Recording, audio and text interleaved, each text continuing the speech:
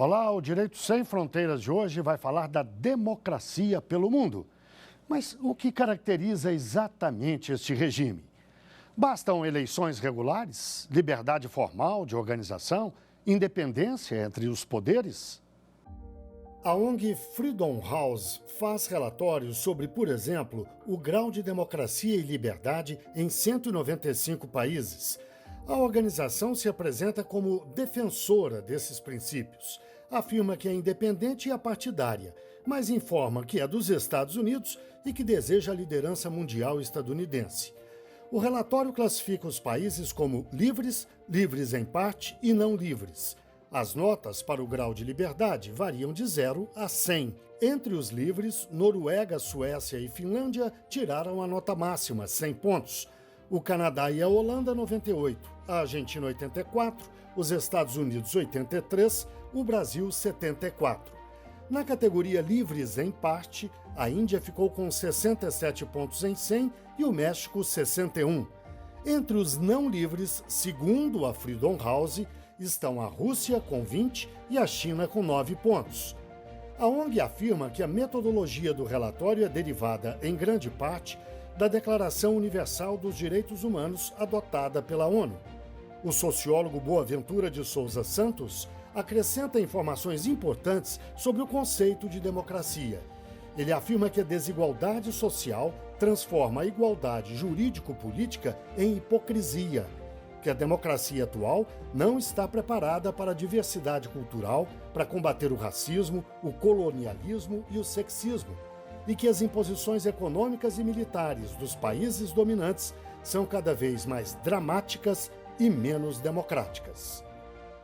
E para falar deste assunto, vamos conversar online com Fernando Fernandes, advogado e doutor em Direito Internacional, e também com Tânia Dornelas, cientista política e especialista em democracia participativa, república e movimentos sociais. Muito obrigado aos dois pela participação no Direito Sem Fronteiras.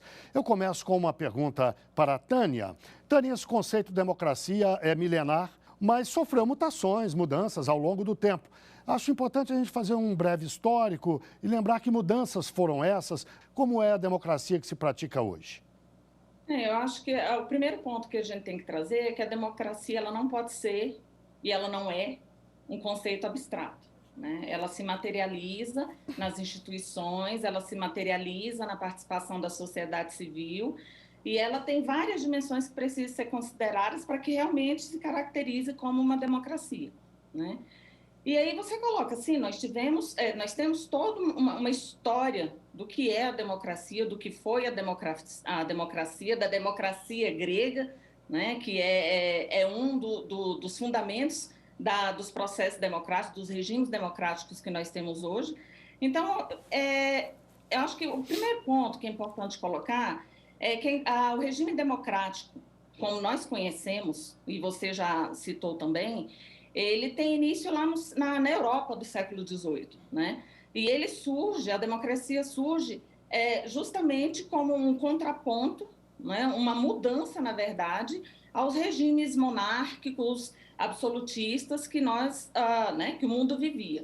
Quando se discute democracia, a gente precisa discutir nação. E quando a gente remonta a democracia clássica, a gente precisa ter claro alguns princípios que a norteiam, que eles precisam ser seguidos.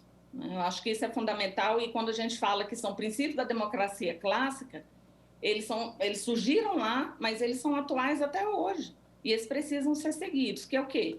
O respeito às regras comuns, o reconhecimento da legitimidade dos adversários e não dos inimigos, porque não existe isso na política, nós temos adversários, né? A tolerância, o diálogo. Então, a democracia, na verdade, ela é um contrato que a sociedade faz, que o Estado faz, de respeitar esses princípios e viver, né, ter as interações sociais, ter esse processo civilizatório a partir desses princípios, né? Então, um ponto fundamental, a democracia ela exige diálogo, ela exige porosidade do Estado ao diálogo, e ao diálogo com a diversidade das populações e das pessoas que compõem uma sociedade, né? Então, acho que isso é fundamental a gente ter. A gente já vê na antiguidade também que a democracia ela é muito mais do que partidos, né? Ela é a garantia de uma estabilidade, de um acordo de convivência, de um pacto instável sobre o que se considera prioridade para aquela nação. Fernando, a ditadura militar no Brasil na década de 1970 gostava de dizer que nós tínhamos uma democracia relativa. Democracia pode ser relativa? Ela é um valor a ser preservado e protegido em qualquer sociedade, porque hoje entendo ainda que é o melhor regime político, né? Tanto é que ela serviu de bandeira para a derrubada de vários regimes autoritários, despóticos, como monarquias absolutistas e outros mais, ao longo da história. E dali, chegando no caso do regime militar, não compreendo ali que a gente pode conceituar como uma democracia relativa. Até realmente lembro bem, até porque eu peguei uma parte disso na minha infância e adolescência, que era um discurso comum, porque, por exemplo, parte dos senadores eram eleitos indiretamente, outra parte era eleita diretamente, havia uma restrição à constituição de partidos políticos, só haviam 2 partidos políticos, mas havia ao mesmo tempo tortura, havia ao mesmo tempo censura, havia ao mesmo tempo restrição ao voto, como eu coloquei aqui no caso para governadores, senadores e presidente da República. Enfim, havia uma série de restrições.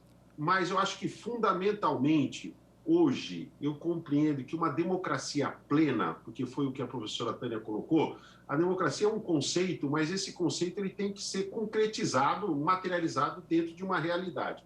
E dentro de uma realidade hoje, eu acho que só se tem democracia se o Estado e a sociedade, em aliança, trabalham em 3 aspectos fundamentais: desenvolvimento, direitos humanos e meio ambiente. Eu acho que esses são os 3 pilares de um pacto hoje que deve ser construído e mantido em torno do que se pretende ter uma democracia, porque é pelo desenvolvimento que vai se estabelecer as condições de distribuição de renda e de usufruto de recursos por toda a sociedade, é através dos direitos humanos que vão se verificar o grau das liberdades democráticas, o direito ao voto, o acesso à informação e a constituição de uma sociedade civil forte e coesa, isso é fundamental, né? E é através do meio ambiente que vai se trabalhar com as políticas a longo prazo de proteção à vida, ao bem-estar. Então, a democracia ela está além de uma questão simplesmente eleitoral, mas ela está ligada a uma questão de projeto de vida de gerações e de bem-estar. Isso só é assegurado dentro de uma sociedade civil forte, uma sociedade civil organizada, que está unida em torno de um pacto de solidariedade. Por um lado, você respeita a individualidade, mas, por outro lado, você respeita um pacto de solidariedade em torno desses 3 pilares que eu acho que são fundamentais. Tânia, eu citei no começo do programa 3 elementos formais da democracia: eleições regulares, liberdade de organização, independência entre poderes. Isso, por tudo que vocês disseram, está claro, não basta para a gente caracterizar uma democracia.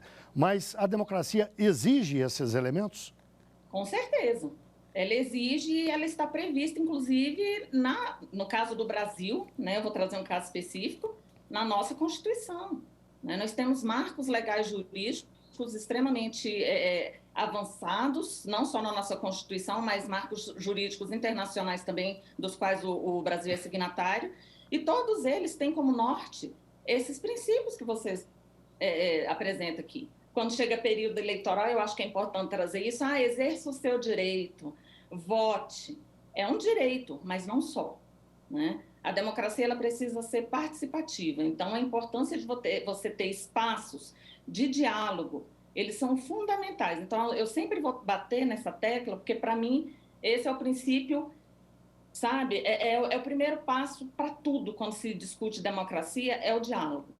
Então, ele é fundamental. Esses 3 princípios que você traz, eles estão também diretamente ligados ao diálogo. E a democracia, ela precisa ser participativa. E precisa existir, como o Boaventura traz, esse sentimento de ser ponte e não muro, né? De dialogar, de não simplesmente cortar. Porque quando você corta o diálogo, o debate, não se avança. Né? Não se tem as condições necessárias para uma reflexão crítica e não se avança. Então, esses princípios, eles são fundamentais. Eu diria que a sociedade civil são parcelas de uma sociedade que, em menor ou maior grau, participam das decisões de governo. Então, quanto mais pobre essa sociedade, quanto mais deficitária no campo do desenvolvimento, quanto mais deficitária no campo dos direitos humanos, quanto mais deficitária na perspectiva de uma boa vida, ela se torna cada vez mais afastada das decisões, ou grandes parcelas se tornam mais afastadas e permitem os regimes autoritários, porque, na verdade, acaba sendo uma sociedade que fica cada vez mais individualista, egoística, lutando para sobreviver a qualquer custo, e menos solidária. Vai havendo um esgarçamento do tecido social, que é uma preocupação que eu tenho hoje sobre a realidade brasileira, quando nós vemos, por exemplo, que estamos com 13 milhões de desempregados, sem contar uma grande parcela de pessoas que já desistiram de procurar emprego. Isso é só um dado, mas para não dizer outras questões, como, por exemplo, o desmatamento da Amazônia e do meio ambiente. Tudo isso vai levando cada vez mais uma concentração de riqueza e um afastamento de parcelas maiores da sociedade das decisões dos seus próprios destinos, porque ela não tem tempo ou condição para pensar sobre isso, ou para decidir sobre isso, porque ela fica voltada para a sobrevivência. E aí, em torno disso, em diversos países, há um caminhar para regimes autoritários, porque muitas vezes, sem educação, sem saúde, sem formação política, sem conhecimento dos seus próprios destinos, ela acaba identificando os seus líderes políticos muito mais como líderes messiânicos, algo religioso, do que necessariamente pessoas comuns. E ao olharem essas pessoas como messiânicas, veem essas pessoas como salvadoras. Então, começam a ter um caminhar que eu diria perverso, que não é em prol da democracia, no sentido de uma relação fiel e Messias, e não numa relação cidadãos e líderes políticos. E isso, ao se aprofundar, essas pessoas entregam, esse é o ponto importante, entregam a sua vontade, entregam a sua disposição, entregam a sua crença em si mesmos à salvação. E elas deixam de crer em si mesmas. E, ao deixarem de crer, permitem a construção de um regime autoritário. Então, começa a crescer o número de seguidores e não o número de cidadãos. E aí a gente vê que vários regimes estão caminhando para isso. Para dar alguns exemplos, como no caso da Bielorrússia, que tem um presidente que está há 27 anos no poder e que há uma série de denúncias conforme o relatório de perseguição política, ou no caso da Venezuela, que também há uma série de questionamentos sobre as liberdades públicas, inclusive produzindo 6 milhões de refugiados atualmente no mundo afora, isso com base também no Freedom Report.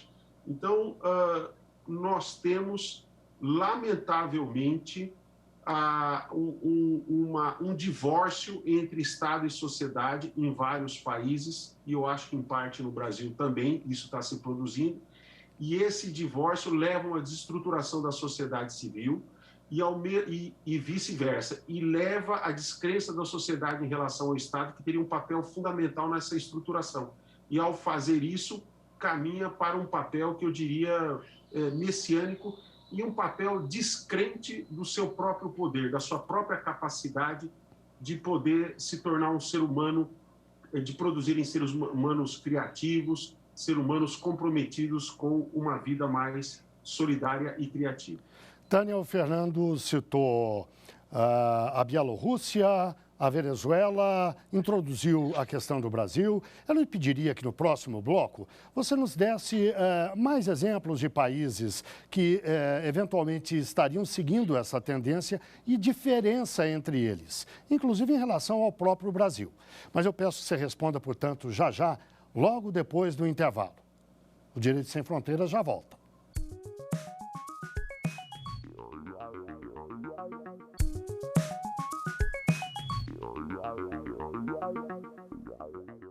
O Direito Sem Fronteiras está de volta. Hoje falamos da democracia pelo mundo e sobre o que deve caracterizar um regime democrático.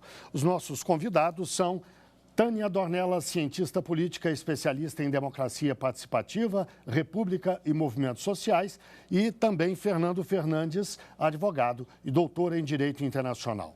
Tânia, no bloco anterior eu deixei uma pergunta no ar para você responder agora.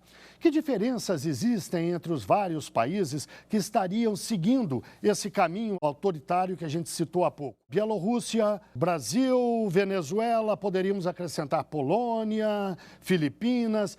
Quais as diferenças entre esses países? Diferente desses outros países, por exemplo, o Brasil ele tem uma sociedade civil extremamente forte, né? Não que os outros não tenham, mas o que eu quero pontuar é que aqui no Brasil nós temos sim, dentro da América Latina, um reconhecimento como um país que tem uma sociedade civil extremamente forte, organizada, politizada, né? E muitas vezes nesses outros países esse momento ainda não chegou de uma sociedade civil que realmente esteja mais articulada do ponto de vista, inclusive, dos movimentos sociais. O meu olhar como estudiosa é sempre mais para a América Latina e os processos descoloniais, né, históricos que a gente tem tentado construir, mas eu acho que essa questão da polarização em todos esses países ela está presente em maior ou menor grau, e é importante a gente ter clareza que a polarização política ela favorece a ascendência de líderes populares liberais, né, que a gente sabe que tem que ser usado em aspas nesse caso, ou seja, que eles têm pouco apreço às normas democráticas e às limitações de poder. E aí eu vou trazer um outro relatório, que é o relatório Luz, né, que avalia, né, analisa e monitora os objetivos do desenvolvimento sustentável, que foi um compromisso também assumido pelo Brasil. Inclusive, ele teve um protagonismo histórico muito importante na construção desses objetivos. E que o que a gente percebe hoje? Que o Brasil ele está na contramão de tudo o que leva a um desenvolvimento sustentável, né? Nós temos aí uma destruição dos direitos sociais, ambientais e econômicos, e isso também é uma característica de governos autoritários. Claro, sem considerar a destruição dos direitos civis, dos direitos políticos, né, que foram arduamente construídos, não só aqui no Brasil, mas em todos esses outros países que já foram mencionados. No caso do Brasil, nós temos, quando observa o relatório Luz, que trata dos 17 Objetivos do Desenvolvimento Sustentável, nós temos 92 metas totalmente em retrocesso, nós temos aproximadamente 27 metas que estão estagnadas, né? E temos também 21 metas que estão ameaçadas. Então, ameaçadas com progresso insuficiente, né? Então, todos esses dados estão relacionados ao quê? À educação, à saúde, à proteção social, ao trabalho, que são dimensões importantes quando se pensa em desenvolvimento de país. Fernando, quais são as características desse fenômeno no Brasil e até a diferença da questão brasileira para os países que a gente citou? Bielorrússia, Hungria, Polônia, Indonésia, Venezuela, enfim. Quais são as diferenças? Comparando esses países e aproveitando o que a professora Tânia colocou, realmente são países diferentes, com históricos diferentes, com marchas civilizatórias diferentes, e também aqui diferente do Brasil, obviamente. Mas o ponto em comum é que também no Brasil, no período da pandemia, que nós estamos ainda enfrentando, há uma proliferação de atitudes contrárias à democracia, principalmente no campo, por exemplo, da desinformação, da fake news, do aprofundamento de um sentimento de ódio entre que nós estamos certos e vocês estão errados, ou nós somos os bons e vocês são os ruins. O que eu vejo de diferente, talvez, do Brasil em relação aos outros países, e eu concordo com a professora Tânia, é que nós temos uma sociedade civil mais sólida, nós temos uma série de conquistas democráticas que vêm não só desde a Constituição de 88, mas vem desde os movimentos de oposição contra o regime militar e que foram construindo uma agenda política mais democrática desde os anos 70, começando com o MDB, com as eleições diretas para governadores de 82, com a ascensão do presidente Tancredo Neves de 84 e com a própria Constituição de 88. E acho que nós tivemos vários avanços nisso. O voto direto, a independência de poderes e, hoje em dia, um caminhar muito forte pela diversidade cultural. Cada vez mais o Brasil, em termos institucionais, vem respeitando a diversidade cultural, embora está tendo um contrafluxo aí no atual momento, que a gente vê volta e meia ataque contra quilombolas, contra indígenas, etc. Mas, por outro lado, uma legislação que avança e decisões que avançam em respeitar os direitos dos homossexuais, dos transexuais, de outros comportamentos de gênero e assim por diante. Tudo isso eu vejo como características de uma sociedade que busca a democracia, se aprofunda na democracia porque respeita e considera o próximo, não vê o outro como o inimigo ou como um ser, vamos dizer assim, extraterrestre inimigo, né? Diríamos dessa forma. Mas o que eu vejo hoje, o que está faltando, salvo engano, e a professora Tânia talvez tenha até mais condições de analisar como cientista político e outros colegas, é que está havendo um atentado contra as instituições democráticas.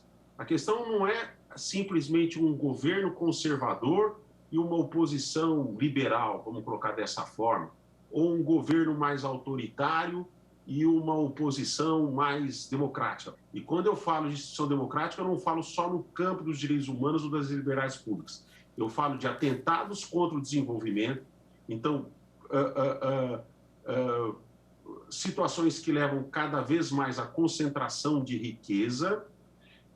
Também vejo de atentados contra o meio ambiente, situações que levam também cada vez mais à concentração de riqueza e, ao mesmo tempo, à afetação do bem-estar da sociedade como um todo, e o próprio ataque contra as liberdades fundamentais. Então, se questiona a questão de voto eletrônico, se questiona notícias, se questiona a veracidade de fatos, coisas absurdas que às vezes a gente acaba ouvindo, assim, que a doença, o coronavírus é a invenção do demônio, e aí ataca as pessoas que têm fé. Enfim, sempre uma mistura de um discurso messiânico e religioso perverso. Eu não sou contra a religião, mas sou contra a utilização perversa da religião. E nessa mistura, uma discussão se essas conquistas democráticas que tiveram até agora valem a pena. Não, elas valem a pena.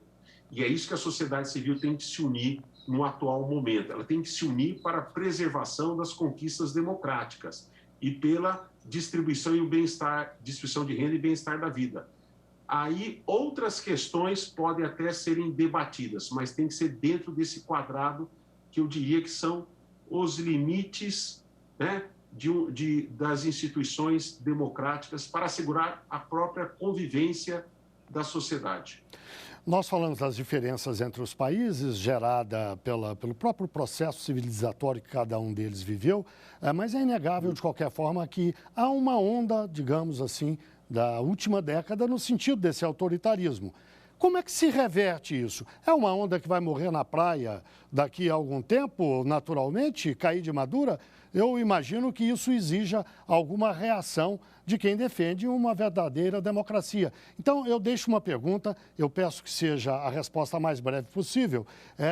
Uma mesma pergunta para vocês dois. Afinal, como é que se reverte essa tendência? É importante a gente desconstruir uma narrativa que eu já venho ouvindo em vários momentos, que assim, a pandemia trouxe isso, a pandemia trouxe aquilo. Não, a pandemia não trouxe esses problemas, nós já tínhamos.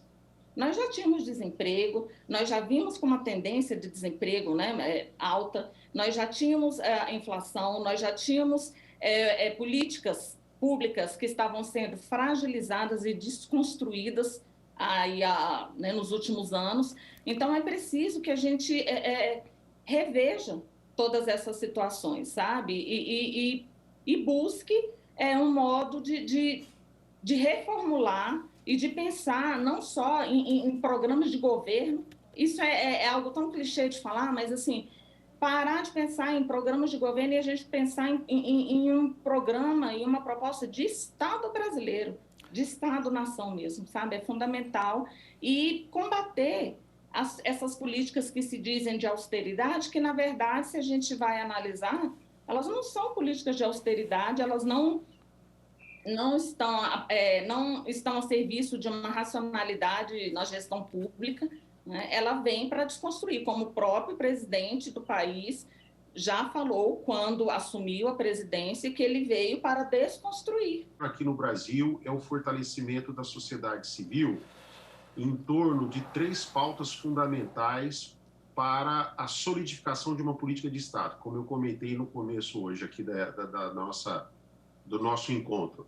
Desenvolvimento, direitos humanos e meio ambiente. Dali se ramificam diversas políticas. E esses 3 pilares não podem ser afetados, e esses 3 pilares seriam, vamos dizer assim, os limites da ação da sociedade, né? Então, pensar um Estado a longo prazo e uma sociedade civil em pacto com o Estado, em que o Estado ajuda a sociedade civil a se estruturar e não agir para desarticular a sociedade civil. E a sociedade civil se estrutura em torno desses 3 valores fundamentais, que no fundo desenvolvimento está ligado à distribuição de renda, direitos humanos está ligado à democracia e respeito ao próximo, e meio ambiente está ligado ao bem-estar de vida. Dali, outras políticas se ramificam. Bem, chegamos ao fim do nosso programa. Eu agradeço mais uma vez a participação de Tânia Dornella, cientista política, especialista em democracia participativa, república e movimentos sociais. E também a participação de Fernando Fernandes, advogado e doutor em Direito Internacional. E muito obrigado, claro, a você que nos acompanhou. Veja a nossa programação no site da TV Justiça e também no nosso canal no YouTube. O nosso e-mail é direitosemfronteiras@stf.jus.br. Até o próximo programa.